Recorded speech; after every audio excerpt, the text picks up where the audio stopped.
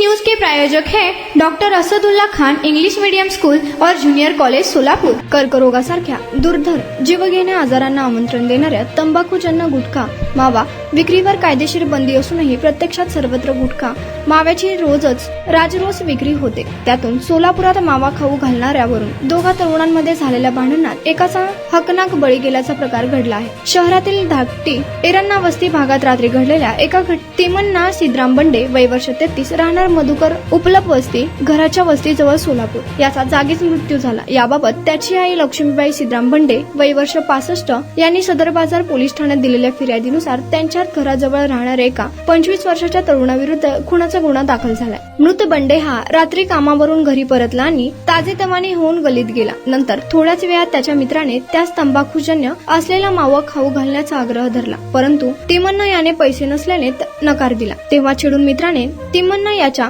कानाशीला जोरात चापट मारली आणि त्यास ढकलून दिले। यात तिमन्ना हा डोक्यावरून जमिनीवर पडला। त्याला बेशुद्ध अवस्थेत रुग्णालयात दाखल करण्यात आले असता उपचारापूर्वीच त्याचा मृत्यू झाला होता। घटनेनंतर संबंधित हल्लेखोर तरुणाने पलायन केले असून त्याचा शोध पोलीस घेत आहेत।